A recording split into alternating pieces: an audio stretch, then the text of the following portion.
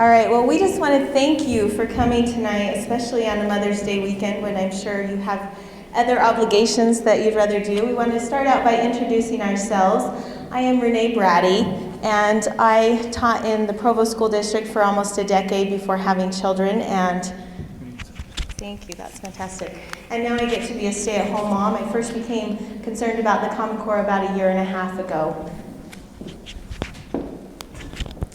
My name is Elisa Ellis. I am a mother up in Wasatch County of 7 kids, with 6 that were in the public school until recently. And I started looking into Common Core after going to a parent-teacher conference.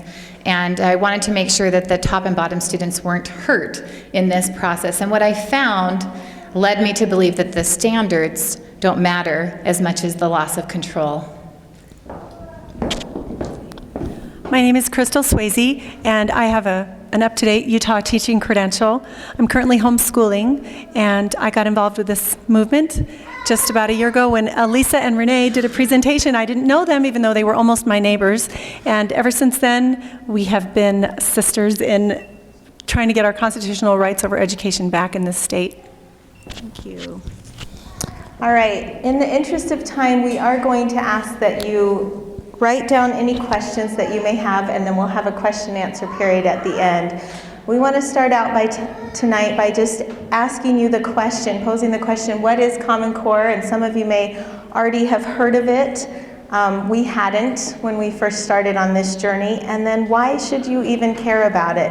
Well, it's basically, this is a move to nationalize education across America through creating these national Common Core standards. And anytime you nationalize something, it centralizes power. When you centralize power, you remove the parental voice. And that's why we as parents feel the need to stand up and make our voice heard, and that we feel like the discussion needs to happen. Our goal tonight is to present to you the information that we have researched over the past year and a half, and then allow you to take that information, do your own research, and decide for yourself whether you believe this is the direction that our nation, and specifically our state, should be heading with education, if it's best for your students and your community. Common Core has been in the news recently quite a bit. In fact, Senator Mike Lee signed on to a letter that was written by another senator, and several senators across the nation asked that the U.S. Congress defund anything related to Common Core. So there's been quite a bit of opposition by our senators, as well as the U.S. representatives. Just on April 30th of this year, wrote a letter to our Secretary of Education, Secretary Arne Duncan, questioning this Common Core movement, this educational reform agenda, as well as the data collection that's going to be happening on our children. Just last month, the Republican National Committee proposed and voted on a resolution opposing the Common Core, and they unanimously voted in favor of that resolution. We are also going to be proposing a resolution on May 18th at the state convention. Do we have state delegates here tonight? Okay, it's really important that you do your research on this so that when you go to vote at the state convention, you make sure you know what you're voting on. The resolution lines up very closely to the national resolution opposing Common Core, as well as the Utah County platform, which states that schools or other government entities should not invade in the privacy of parents or their children.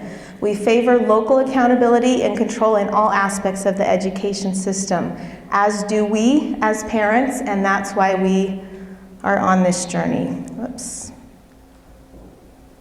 All right, tonight we are going to focus some of our remarks about the current administration in power, not because it started with them, because it didn't. This has been going on for a long time in America, this shift to expand the federal government in education, but this is the administration that's in power right now, and this is the agenda that they are pushing right now. So we will be focusing on President Obama and his reform agenda.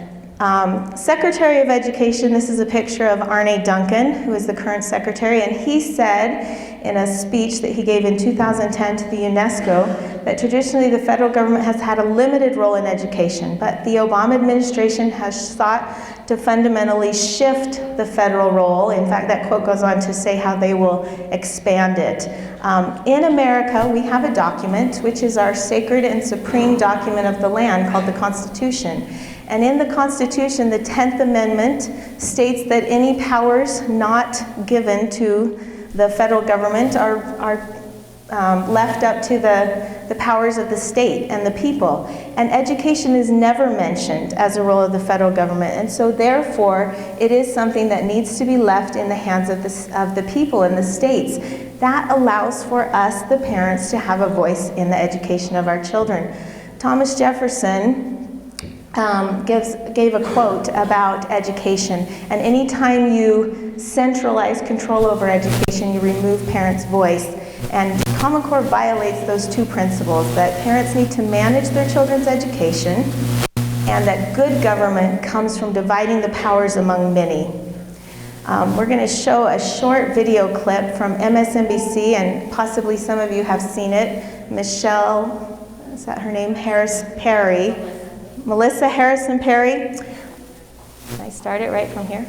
We have never invested as much in public education as we should have, because we've always had kind of a private notion of children. Your kid is yours and totally your responsibility. We haven't had a very collective notion of these are our children. So part of this, we have to break through our kind of private idea that kids belong to their parents, or kids belong to their families, and recognize that kids belong to whole communities. Once it's everybody's responsibility and not just the households, then we start making better investments. I think that message speaks pretty clearly that that's where this administration is heading, which just doesn't line up with my personal philosophical belief on education. President Obama recently addressed Congress, and he said it will be the goal of the administration to ensure that every child has access to a complete and competitive education from the day they are born to the day they begin their career. And you have to decide if you believe that's the proper role of government or not. I happen to not agree with that philosophy. This next video we want to show you is Secretary of Education Arne Duncan, who is interviewed by Charlie Rose, and what he has to say about who he believes should be at the center of our communities. I think our schools should be open 12, 13, 14 hours a day. So it's not just lengthening the 8 to 8 or something like that. Yes, and let me tell you, we're not just lengthening hours in the school day, but a wide variety of after-school activities. At home, we attach healthcare clinics, about 2 dozen in our schools. Where schools choose to become the centers of the community, great things happen. So I think we need the schools open much longer hours. Keep them open, it's 12 hours a day, 12 hours a year. Yes. 12 hours a day, 12 hours a year. And, Good job editing. 6 to 7 days. Yeah, 12 to 14 hours a day, 6 to 7 days a week. I happen to believe that home should be the center of the community as well as churches, and that parents should then get to decide who they involve in their children's education. I don't know how to attach this. I'm just going to hold it. So what is Common Core? Common Core is a nationalized educational movement that a majority of states have signed on to. Not all states have signed on to. In Utah, right now we only have the English and math that we've adopted, but we are being pressured to also adopt social studies and science standards in the future. Is this the clicker? Okay. So it's not just standards. We're going to show you tonight that it's a huge reform agenda. Many people think that it's only about the academic standards, but we actually want to spend very little time talking about the standards themselves because they can be altered. But we can't alter the fact that we have no say in the standards once we have completely committed by starting in the tests and by spending so much tax money on the agenda, we will have less and less freedom to actually get out. Jason Zimba was one of the lead architects on the Common Core standards, and he admitted in a recorded Pioneer Institute interview that the standards actually only prepare kids for a 2-year non-selective community college. So the idea that the standards are creating Oxford University readiness for all students is simply not the case. It is implied in much of the rhetoric that is promoting Common Core, but it is not the truth. One of the good arguments that I've heard for the Common Core is that it will make it so much easier for kids to move from state to state. It will standardize everything, just like McDonald's. But in fact, less than 1% of students actually move from state to state, and the majority, either if they move at all, they move within the state, or they don't move at all. So the argument is sort of silly to make everybody cater to a few who move. Another argument is that you can compare better state to state by having the same standard test everywhere. Well, we already have a whole bunch of tests that do that very thing. This is James Milgram. He was a math professor and expert. He's even a NASA consultant. He's a great mathematician, and he was on the official Common Core Validation Committee for math. He was the only math professor on that committee, and he refused to sign off on the standards being academically legitimate. The quote that I've selected tonight is one he sent me in a personal email about a week ago when I was having a disagreement with our Utah State Office of Education about the math standards. And I have taught third grade, high school English, and college English, but I'm not an expert mathematician, so I asked him to help me understand. And this is what he said. I can tell you that my main objection to the Common Core standards and the reason I didn't sign off on them was that they did not match up to international expectations. They were at least 2 years behind the practices in the high-achieving countries by 7th grade, and as a number of people have observed, only require partial understanding of what would be the content of a normal, solid course in Algebra 1 or geometry. Moreover, they cover very little of the content of Algebra 2 and none of the higher level course. They will not help our children match up to the students in the top foreign countries when it comes to being hired to top level jobs. I think this is incredibly important. And when I sent this email on to our Utah State Office of Education, they dismissed it as unimportant and showed us instead a University of Utah mathematician's opinion. Sandra Stotsky of the University of Arkansas was also on the Common Core Validation Committee on the English Language Arts Standards. She also refused to sign off that the standards were academically legitimate. She has testified to many legislatures all over this country, and I encourage you to look up her name and read her testimony, because I won't go into it in detail. Bottom line is, these are not good standards. They do not prepare a child legitimately for college and career based on the fact that they take away much, even most, at the upper levels, classic literature, and they minimize narrative writing. Before I read David Coleman's quote, let me add one more thing. I've taught English for many, many years. I love, love, love the English language, and I love classic literature. I would almost like to testify to this because I feel so strongly about it, that if we remove so much classic literature from our students' educational system, we will see a loss of soul, we will see a loss of culture, we will see a dramatic loss in our people if we allow the classic literature to be dismissed in favor of informational text, which informational text is anything that changes. It can be anything from a newspaper article to a computer manual to a telephone book. It can be the Gettysburg Address, but it limits the classic literature. That's where we get our good and evil, the battle between good and evil, the soul searching that happens when characters have to face problems in literature. The rich vocabulary, the poetry, the metaphor, the simile. So much beauty and spiritual knowledge comes through classic literature. We cannot allow Common Core to take this away from our children and our grandchildren. David Coleman was one of the chief architects of the Common Core, and he is currently the president of the College Board and is aligning Common Core to the SAT. But he said this quote to some teachers in New York. As you grow up in this world, you realize that people don't really give about what you feel or what you think. It is rare in a working environment that someone says, Johnson, I need a market analysis by Friday, but before that, I need a compelling account of your childhood. So he's mocking narrative writing. He is mocking the individual worth of our students. And also, he's revealing his own ignorance, because narrative writing runs through all writing. It runs through the way that we cognitively process life. It is an absolute atrocity to take away classic literature and narrative writing in any degree from our schools.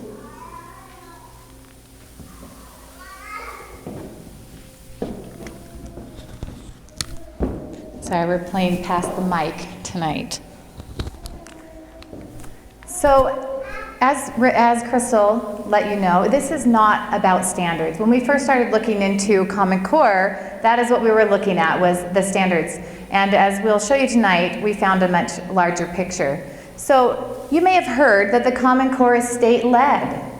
And so it must be a good thing because the states got together and decided that they wanted to institute the Common Core. So first we're going to take a pop quiz. Please don't be shy. What is the name of the government body where elected officials from each state work together to make joint decisions? Yes? Congress. Can you name the people that you helped elect represent Utah in the U.S. Congress? Mike Lee. Jason Chaffetz. Chris Stewart, Orrin Hatch. Bishop, that's right, Rob Bishop. Thank you, you guys got 100%, great job. Why didn't anyone mention Governor Herbert? Oh, and Matheson. I guess we're at the Republican Party chair, right? So we just had to forget that he was one of our elected. So you didn't get 100%, I take that back. So why didn't anyone mention the governor? We don't elect the governor to represent us at the national level. Is that correct? Yes. So, Common Core was initiated by private interests in Washington, D.C. without representation from the states. The National Governors Association and the Council of Chief State School Officers sound like nice-sounding official government organizations, but they are not. They are private trade organizations that are not transparent or held accountable to the people. The governors sit on boards. They do not run the show there. And so we really need to all take a look at how things are moving in our country and decide if we want to be run by a bunch of trade groups or if we want to continue to be run through the voice of the people. And we have an ever-moving trend towards circumventing the Constitution and founding principles. Achieve was hired by those two organizations mentioned to help draft the Common Core state standards. And there was also a lot of other private individuals, namely the Bill and Melinda Gates Foundation, that has poured millions and millions of dollars into pushing their education reform ideas. To date, the Bill and Melinda Gates Foundation has put over $175 million into the education reform that's currently happening in America, and $5 billion across the world. And so you need to study this man and see if his values line up with your values. One of these is not like the other. On your left, we have what the traditional role of government and the proper role of government should be, where we have three branches of government that work together but each stand independently to creating a system of checks and balances. But on your right, we have a system that is what brought us Common Core, where the National Governors Association and the Council of Chief State School Officers acted as brokers, working together with private interest groups and the executive branch, namely the Department of Ed's Secretary of Education, and the Governors Association and the governors and state school officers across the land. This isn't the way America is supposed to be running. The federal government was not involved, you've heard, that they hijacked this movement. But from the very beginning of 2009, that is not the case. They highly coerced and incentivized and threatened the states to go along with their education reform. In February of 2009, the stimulus bill was passed, and it brought to us many different grants and money. And Utah received almost $900 million towards education. When I announced that to a group of teachers, their eyes were so wide because they have not seen that money. They want to know where that went. In March of 2009, the president called on the nation's governors and state school chiefs to develop standards and assessments Virtually everyone thought the president was dreaming. But today, 37 states and the District of Columbia have already chosen to adopt the new state-crafted Common Core standards in math and English. Not studying it, not thinking about it, not issuing a white paper. They actually did it. This is the Secretary of Education speaking to the United Nations Education Arms in the fall, the ARM in the fall of 2010. Yes, we're holding questions unless you need a clarification. That's right. We'll get to that. Anyway, so this is showing that early on, the president, right after he took office, had a plan to push his education reforms across America. So in April of 2009, there was a meeting in Chicago where the NGA and the CCSSO, that's the National Governors Association, and the Council of Chief State School Officers got together in Chicago and they said, hey, let's get together and talk about developing national standards. And this is where the state-led mantra comes from. But from our state school board meeting minutes, when they're discussing this meeting, they say that West Ed, which is an arm of the U.S. Department of Ed, has asked them to create common standards. And all of this is coming to some kind of peak moment as it relates to the U.S. Department's goals for the stimulus money. Are we the only state that said something like this? No. In Maryland, their school board meeting said that they will be meeting with the staff at the U.S. Department of Ed to discuss national standards. Kentucky, same thing. It says they've been working for quite some time, the CCSSO, with the U.S. Department of Ed to develop national standards in this state-led Common Core. They continually call it state-led. Just because you say something many times doesn't make it true. The Race to the Top grant was announced early on, but the application wasn't given to the states until Thanksgiving break of 2009. And they had to turn it in January, the first week of 2010. Think about the holidays that happened in December. It took them over 650 man-hours to fill out the application, and the standards were not complete. They had to commit to them before they were done. In the state office, I listened to the audio of the state school board meetings in Utah from 2009. I never once heard talk of raising our standards or increasing the rigor for our children, but you have, haven't you? All I heard through those meetings was that it was a race for the money, not a race for the top. It used to be no child left behind. Now it will be all children left behind. These are the types of things that were discussed as they were filling out the application and preparing to get the money. We didn't win the race to the top. And so as Senator Fair from South Carolina says, we sold our education birthright without even getting the mess of pottage. So in June 2010, the standards are finally released. Remember, we turned our application in January, committing ourselves to these education reforms, the standards just being one part of the puzzle.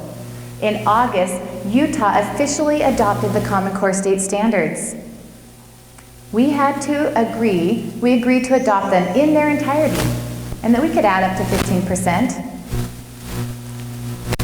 The Common Core has a copyright on it. They are non-amendable.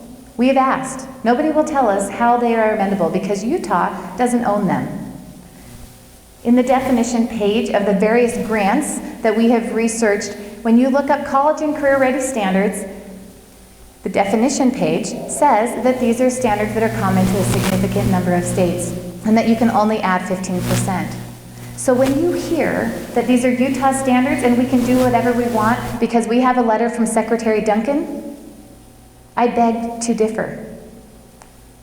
Because that letter was written prior to Utah getting our No Child Left Behind waiver. And in the waiver, this definition applies. So I wrote the state office and I asked them if they would clarify with the Secretary of Education and ask him if Utah could be exempt from the No Child Left Behind definition page. They didn't reply. And all of these things will be enforced by the test, which we will get into a little bit longer. So you may have heard that these are Utah core standards. And so I just want to give you a couple screenshots. When I first started researching and I would click on Common Core, it would send me to corestandards.org, who hold the copyright of the standards. Now, when you go there, it takes a little while, but you will find that you have to go through a series of web pages and you'll finally get to where you can find the standards. Now, this looks like these are Utah standards and we own them, just as they are trying to sell. And at closer examination, same thing. The uninformed parent that maybe hasn't spent as many hours researching the government documents as we have and other parents around the state may look at this and that's as far as they go because this looks official. This looks like Utah owns these standards. Next page, same story. But you get to the third page and there is the copyright. Utah does not own these standards. These are not our standards. They weren't created or crafted in Utah. Some teachers were able to look at the drafts and send some input in via email. But as was, I can't think of the right word, confirmed by Brenda Hales, the associate superintendent, Utah had the opportunity to send someone back east, and we chose not to. We sent nobody back due to money to go and help with the standards. So I wrote the office and I did ask them, who did we have to get permission from, and what did we modify? Again, silence.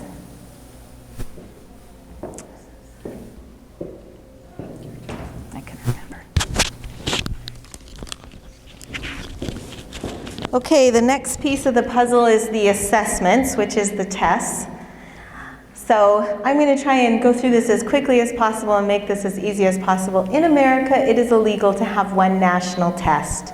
So what they have done, although we do have the NAEP, so I don't want to confuse that. We do have the NAEP, but the NAEP doesn't test every student. It only tests certain students at certain grade levels. So that is used as a comparison. That's how they get away with that. But it is illegal in the US to have one national test. So instead, we now have created these two national tests. They did it through a race to the top for assessment. So they allowed these different testing groups to apply for $330 million. And who's paying for it? The federal government, so whoever pays for it's basically in control. So there's two testing groups, the SBAC and the PARC, and then states can choose which one they want to join onto. Utah joined onto the SBAC, which stands for the Smarter Balanced Assessment Consortium, and when we first started on this, this is where we started to question as we studied the agreement with SBAC, and we found all these things that it committed our state to.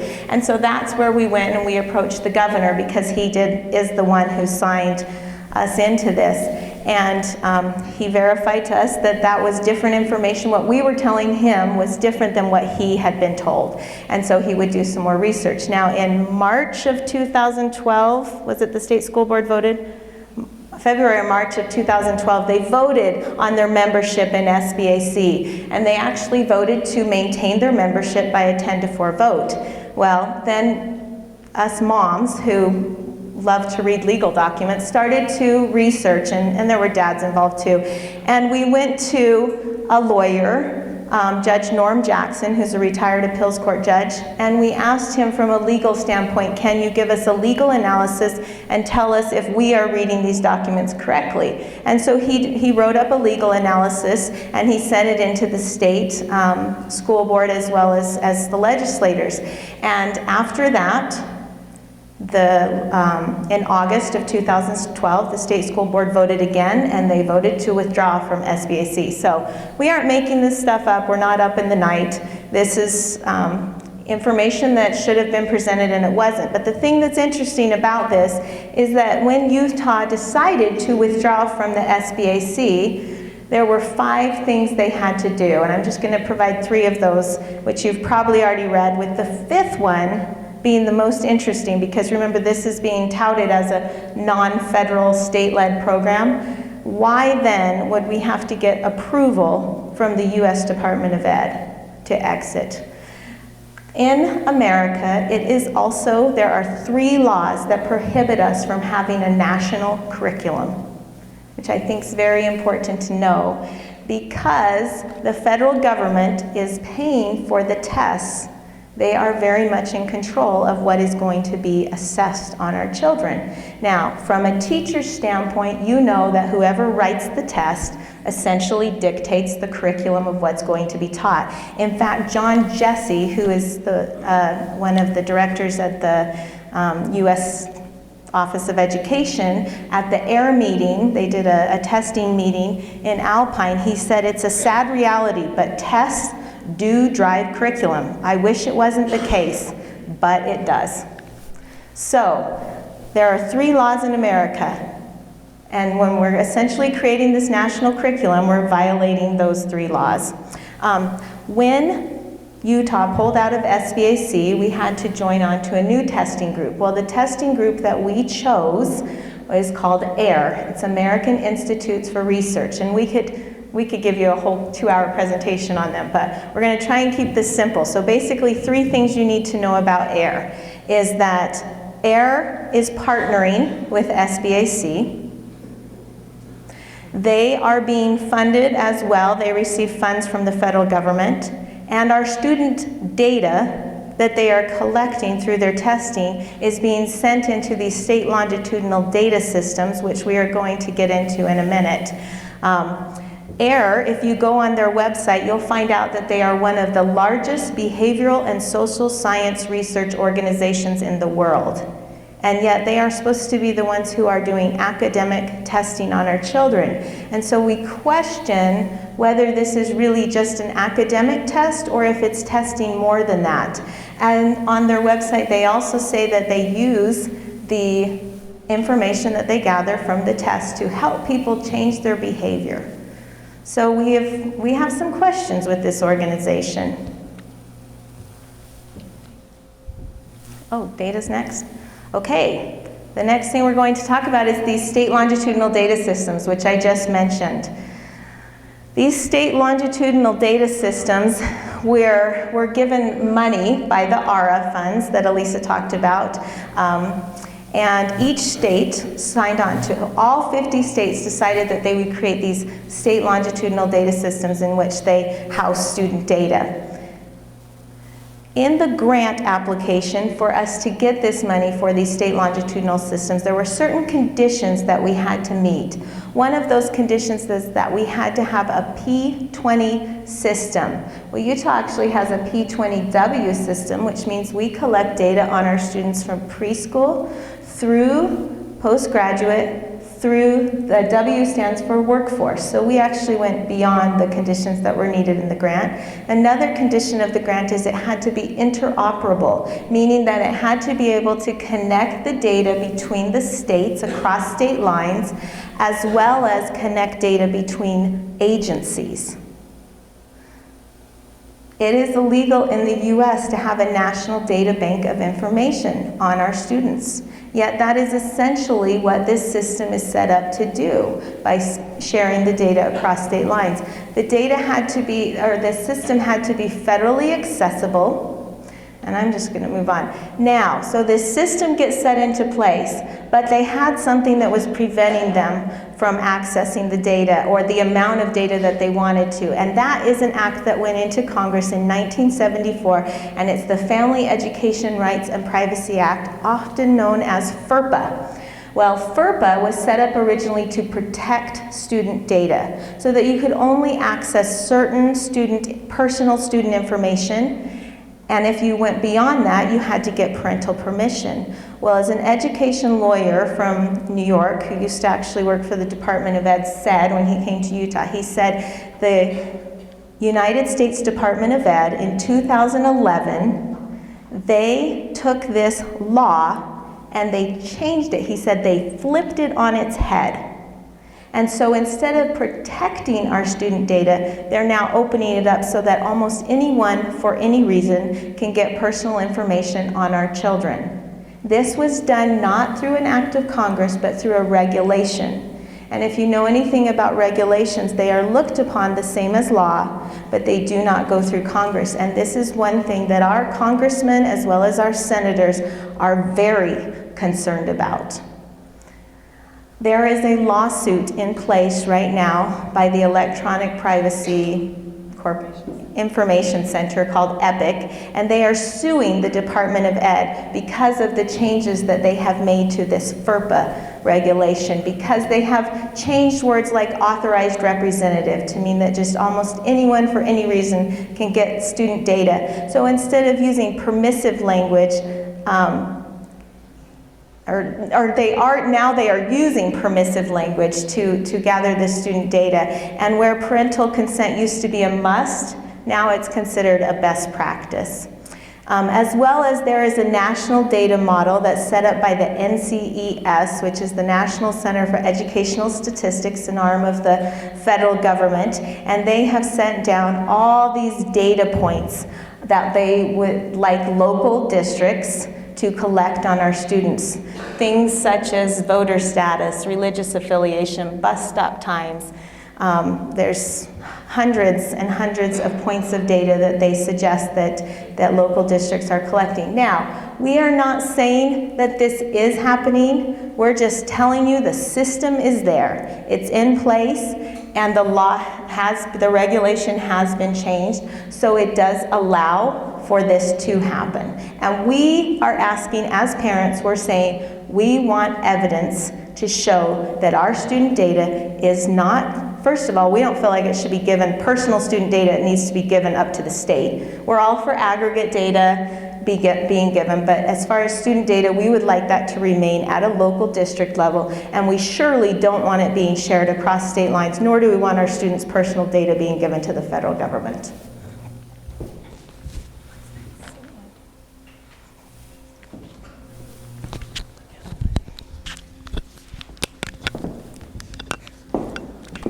I meant to switch the slide because accountability sounds like a positive term, but really what I'm going to discuss are the strings attached to these grants and documents. So there's Mr. Moneybags handing out money at the stimulus bill, and he's got a ton of it. He's offering up a prize of $4.35 billion just for the race to the top. Then you couple that with the State Fiscal Stabilization Fund and Race to the Top for the assessments. And the No Child Left Behind waiver doesn't have money, but it gets us out of a law that most educators can't stand. And so we have this thing set up where everyone's just like, we need the money. And Utah is currently the lowest funded state in the nation in education. And that's why when I was listening to those audio, that's all that was discussed, is wanting to get that money. But what did we agree to in an effort to get the money? There were 4 main principles that were covered in each and every single application that I could find.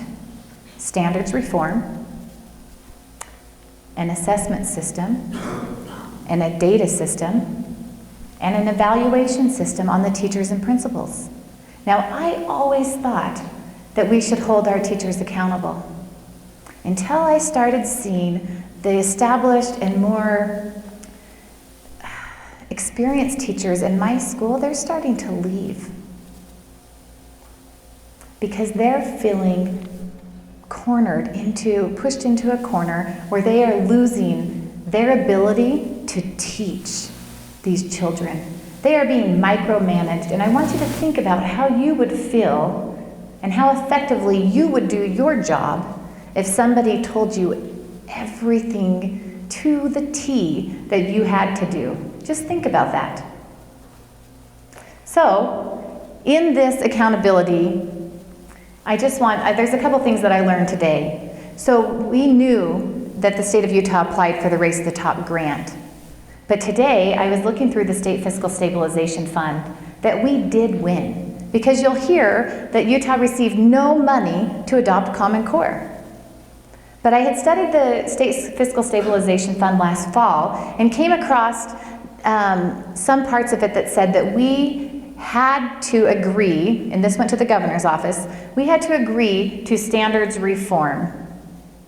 But this grant was really before Common Core standards were written. And so you thought that turning in, well, maybe you didn't, but I thought when they turned in the Race to the Top grant and it was just in the drafting stage that was bad. Well, the State Fiscal Stabilization Fund was even earlier. And so all it says when you go back to the supporting documents is we support what the governors are doing and please do that, but you have to commit to standards reform. Well then, as I was reading the Race to the Top executive summary today, just to kind of refresh my mind a little bit, I read something I hadn't seen before. We had to have our state fiscal stabilization fund approved prior to winning any money, which we didn't win. But you can see with that kind of coercion why every single state that I know of, I guess I shouldn't say every, but it's like 90% if it's not everyone, I'll need to go back and double check that, has received the state fiscal stabilization fund. And that was much larger than the $4.35 billion for the race to the top. It was $43 billion, or somewhere right around that mark. So we are agreeing to a lot of these same reforms in an effort to get money. The No Child Left Behind waiver, we are also under contract. There are people, lawyers that work for the legislators that have evaluated the waiver, and they're like, these people are crazy because we can get out. That's right. We can get out by picking back up No Child Left Behind. So that's why we need you to contact your national representatives and tell them that we need true congressional relief from No Child Left Behind, because everyone knows that it was a bad law. And also, we never said we couldn't get out. What we're saying is we want out. So it doesn't matter if there's a law written that says if these things happen, we can get out. We're saying let's stand up and let's get out. And thank you. So one quick little thing. In our exchanges back and forth with the state office, which we really pleasure in doing, I'm being sarcastic here, but they often mention that, I just lost my train of thought. Anyway, so we have these conversations back and forth all the time with them, and they'll tell us that, you know, we have to do this, and we didn't get any money, and we're not bound by anything, and we can get out. But the truth is, oh, this is what I was going to say. I was just kind of rambling for a second. Please forgive me. But when we first started looking at this, I went to my friend Renee, who's here on the stage with me, and she was a teacher for 10 years. So she was the first person when something didn't feel right. I went to her. Then we went to our local teachers. I spent 6 months just asking every teacher, all of my kids' teachers, hey, what do you think about this? You know, getting lukewarm feedback because they didn't really know, and actually they couldn't explain anything to me. So then we went to our community council and our local principal. Then we found ourselves at our local superintendent. And do you want to know what he told me when I asked if we could present to our local board? They don't represent you anymore. Really? Because I voted for them. No, we have to do what we're told. There is no more local control. This is handed down to us from the state, and we have to do what we're told. So we quickly left the local level and started hammering at the state level. And the first time I went up to the state office, I gave a speech.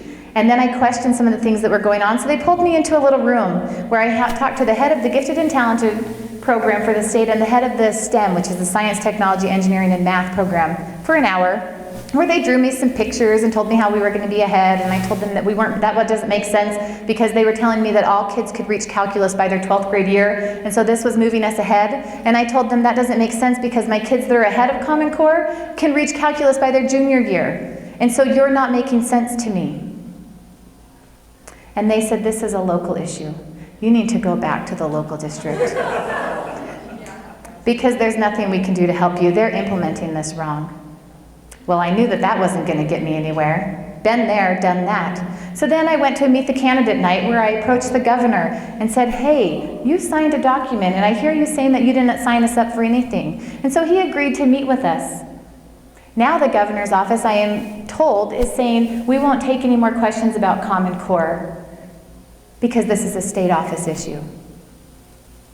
So we went to the legislators, and we continue to go to all of them. All 4 areas that I'm discussing, or 4 areas, local, state, legislative, and the governor's office. And the legislators, they said the Constitution says that the state office does standards. This isn't ours. And we'll say, well, you hold the purse strings, so please defund this. Can you see the vicious circle? We're just sent around, everyone's throwing up their hands. At a recent event in Orem, one of the legislators said that they aren't going to talk about Common Core.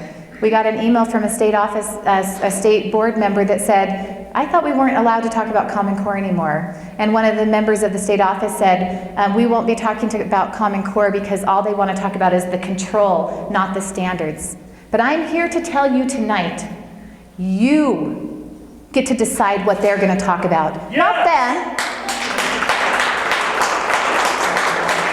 We can't let our elected officials tell us what we're not allowed to talk about. That's not how America works. So please raise your voice and keep raising it until they listen, because they can't keep shutting us down as our numbers are growing. So please, if you're opposed to this, raise your voice and don't let them tell you what you're allowed to talk about, because the debate needs to happen and it didn't prior to adoption. Sorry, I went too long. This is really cute.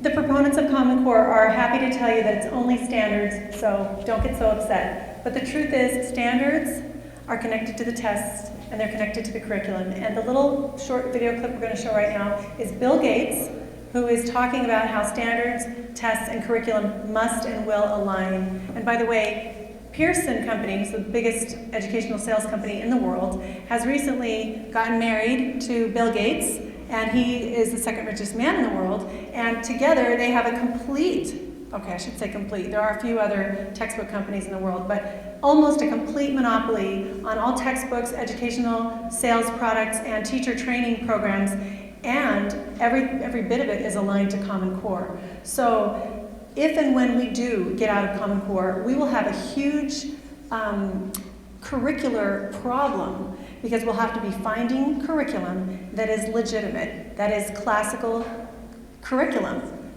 I'm talking too much. You want to push? In terms of standards, the state-led Common Core State Standards Initiative is developing clear, rigorous standards that will match the best in the world. Last month, 46 governors and chief state school officers made a public commitment to embrace those standards. This is encouraging, but identifying common standards is just the starting point. We'll only know if this effort has succeeded when the curriculum and tests are aligned to these standards. Secretary Marnie Duncan. Okay, so the two consortia also, the SBAC and the PARCC, are also writing model curriculum. And so you can see the pattern that anything that's not Common Core aligned is going to be kicked to the curb, and everything that is Common Core aligned is going to be purchased. And Mr. Gates and Pearson Company will be extremely rich. We're not against capitalism, we're all for it. But we don't want it to be so colluded together with government that people don't have a choice anymore. And that is exactly what's happening with the Common Core. So the last thing here is, sorry, did I click one more? Workforce training. You're back, Lisa. I didn't realize I was going to be talking so much. Sorry. We rearranged the order today, so wasn't trying to take the show. Dear Hillary, Mark Tucker is an education reformer who has been on the education reform scene for decades. He has worked and helped found the NCEE. Please correct me if I'm wrong, those that know Mark Tucker's history a little bit better.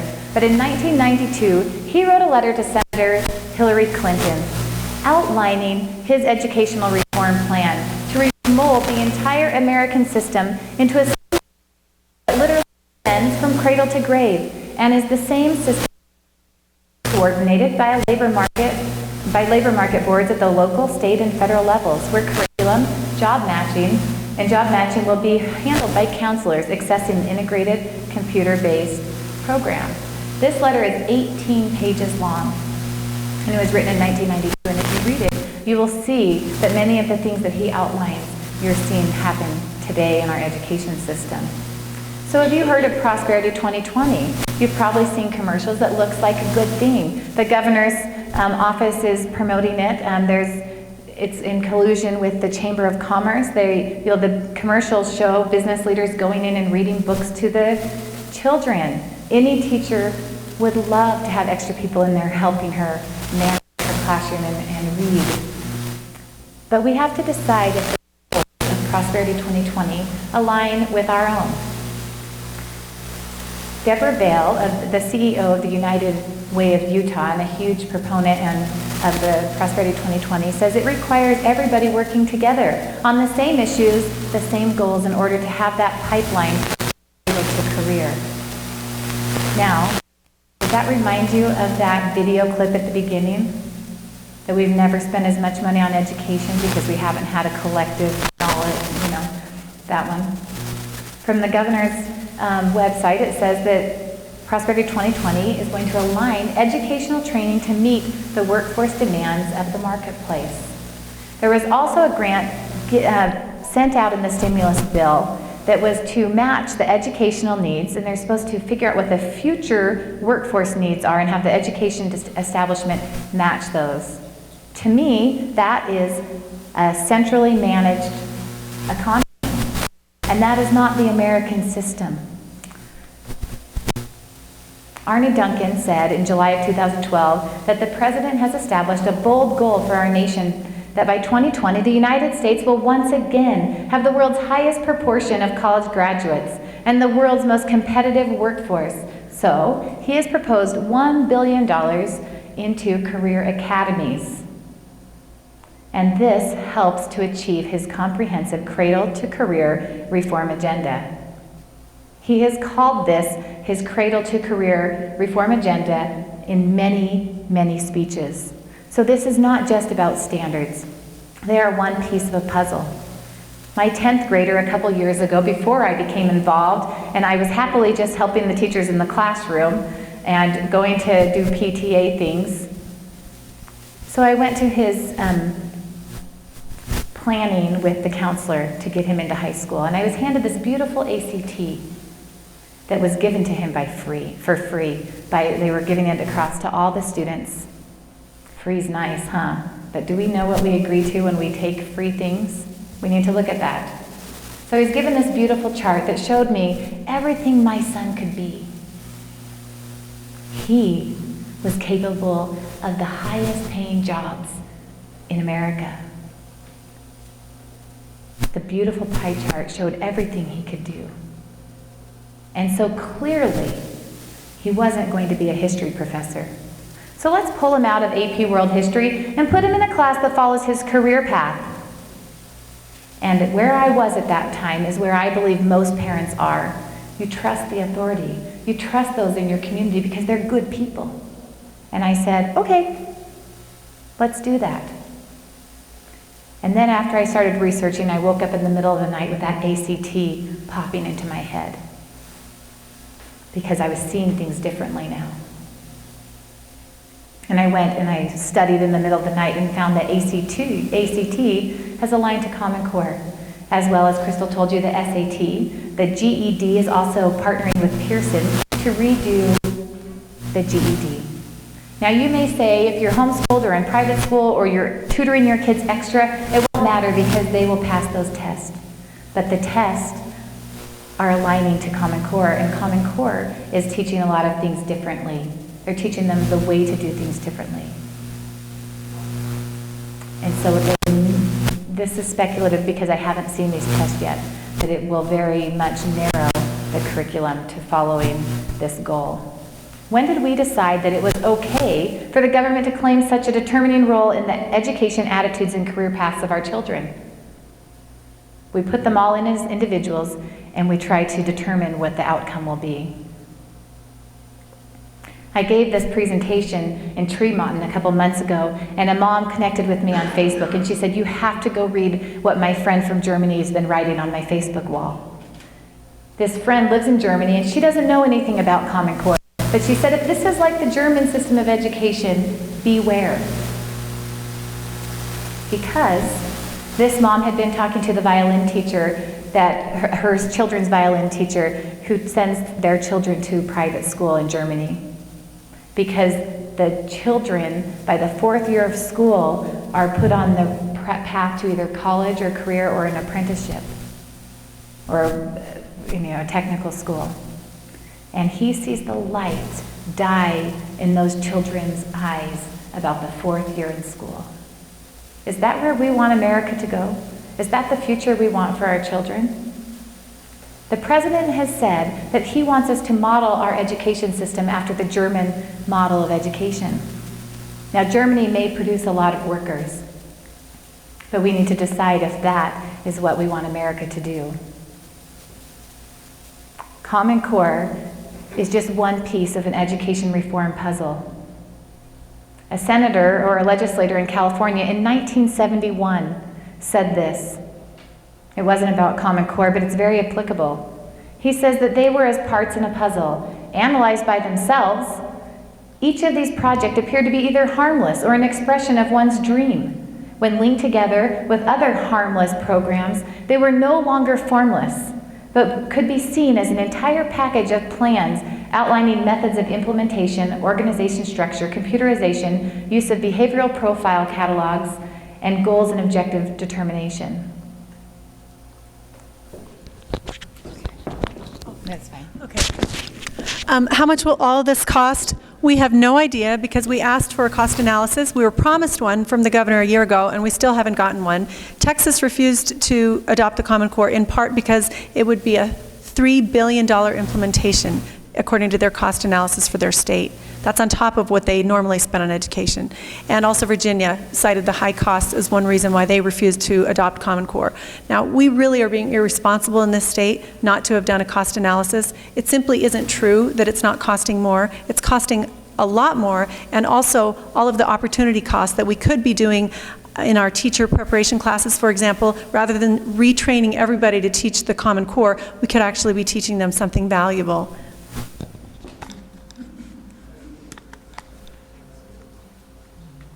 Okay, so if you haven't already, please sign the petition at Utahns Against Common Core. We encourage you to go there. You'll receive lots of information from us as to what's happening in the state and what you can do to get more involved. And the reason that we ask you to do this is that we are a tiny, tiny voice. We are a tiny voice. We are the underdog. There is virtually no media coverage of Common Core that shows both sides. If you look, the Deseret News and the Tribune are always covering the opinions of the Utah State Office of Education and the school board. They don't come to the opponents and ask, why are we opposed to Common Core? They're not interviewing Senator Lee to ask why did he write a letter opposing Common Core. But they do quote the governor quite a lot, talking about why we want Common Core. So I encourage you, first of all, to get as educated as you can about this so that you know the facts, based on documents, not based on just rhetoric that people say, but based on actual documents. And once you feel a certain degree of confidence or even a certain degree of passion behind the question, please write to the state school board and start asking your questions. Write to the governor, write to your legislators, write opinion editorials. Get your voice out there, because if we the people, if we don't take back control, we will lose it and it will not come back. It will not come back. We need to get this control over our education. Our teachers cannot speak out. The ones who are currently teaching, they feel under great pressure. The only ones that you'll find speaking out are either retired or about to retire or currently not teaching. You will not hear from teachers in the public square because they are afraid. We're going to take questions in just 1 second. The last thing I just wanted to say was, the state office is trying to make it about the standards. We could argue all day long, and we would probably win, that the standards are not legitimate. But we don't want to argue with the standards. We want to argue something much, much more lasting, which is our constitutional right to make these decisions for ourselves. And as you've seen today, they are gone. There's no amendment process. The standards are under copyright, and there's a 15% speed limit, is what I call it, on learning that was put by the Federal Department of Education on top of the standards. And it will all be enforced by the tests, which are beginning this coming school year. As soon as those tests are in place and teacher merit pay is based on getting high scores, the extra 15% will be out the window. They will only be teaching to the tests because so much will be riding on those high stakes tests. And so I just encourage you to do everything you can to make this something that you make time for every week until we get rid of this and we get freedom back in the state of Utah.